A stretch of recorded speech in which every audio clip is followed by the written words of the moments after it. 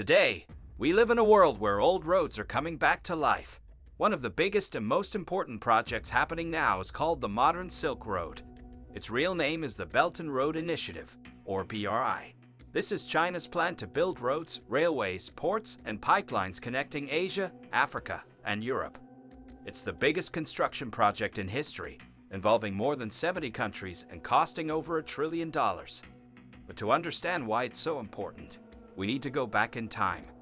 2,000 years ago, traders traveled the old Silk Road, carrying silk, spices, gold, and ideas across continents. Those trade routes helped build empires and connect cultures. Today, China wants to create an even bigger version, and this time, they want to be at the center of everything. If we look at a map today, the modern Silk Road has two parts. First, the land road called the Silk Road Economic Belt, running through Central Asia and into Europe. Second, the sea route called the Maritime Silk Road, connecting ports across the Indian Ocean, Africa, and Europe. Together, these routes form a massive global network. Projects like the Kyrgyz Gateway in Kazakhstan, the deep-sea Gwadar port in Pakistan, and railways in Kenya are all part of it. China calls it a win-win project, helping poor countries build infrastructure while boosting China's own economy. Many countries are ready for this plan. By December 2024, 149 countries had signed cooperation agreements with China to participate in the Belt and Road Initiative. But the story is not that simple. The United States and many other countries are very worried about the BRI. Washington sees it as a plan to spread China's power. They say China is creating a debt trap, giving huge loans to small countries that can never pay them back. When these countries fail, China can take control of important assets. A famous example is Sri Lanka's Hambantota port. When Sri Lanka couldn't pay its debt, China took over the port for 99 years. This scared many countries. Now, everyone is asking, is the Belt and Road really about trade, or is it about control? At the same time, the world saw a huge trade war between the United States and China. Under President Trump, America put heavy taxes, called tariffs, on Chinese goods. China fought back with its own tariffs. This fight made global trade harder and made many countries nervous about joining big Chinese projects. Even Italy, the first big Western country to join the BRI, later backed away because of pressure from the European Union and America.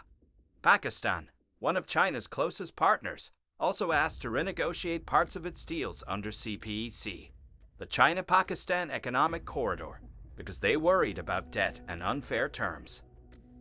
Geography itself also makes the modern Silk Road difficult.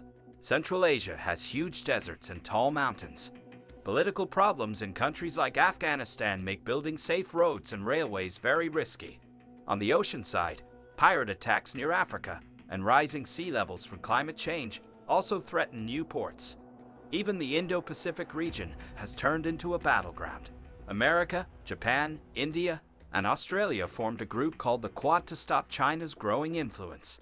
They even launched their own plans like the Blue Dot Network to offer better infrastructure deals to countries that feel trapped by China. Water is another hidden battle.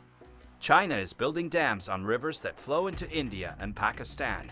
This increases tension over water rights. After the Pulwama attack in 2019, India even threatened to block Pakistan's water supply. If rivers become weapons, water wars could happen. With China controlling important rivers upstream, both India and Pakistan face extra pressure. It's not just about trade or land anymore. It's about survival too.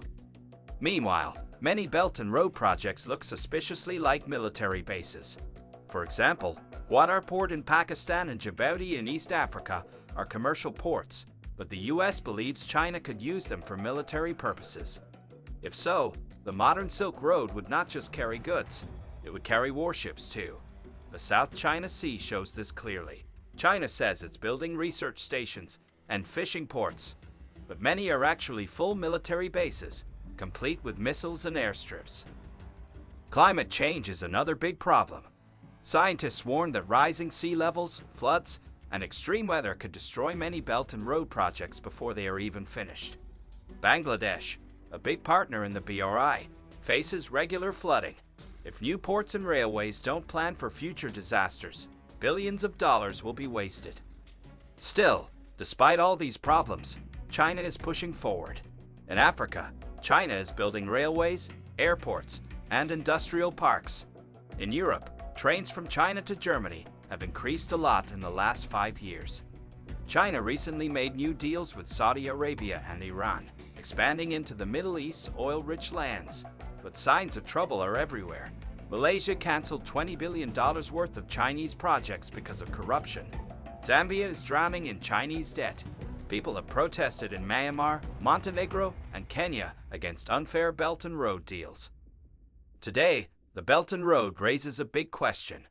Will it connect the world and bring peace, or will it divide the world even more? Many in the West now call it the Silk Noose. Not a road, but a trap. China says it's offering opportunities the West never did. Maybe both sides are partly right. Like the old Silk Road, the modern one is full of hopes, risks, profits, and dangers. The modern Silk Road is more than just a plan to move goods.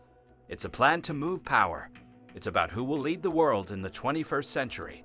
It's about whether the future belongs to open democracies or to state-led superpowers. Every road, every bridge, every pipeline in this plan is also a move in a global chess game.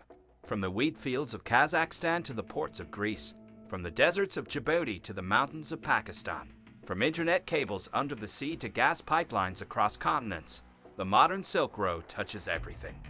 Whether it brings prosperity or conflict will depend on how wisely the world handles it. One thing is clear, this is no longer a peaceful caravan of camels carrying silk. It is now a race of giants, fighting for control of dreams, fears, and the future itself.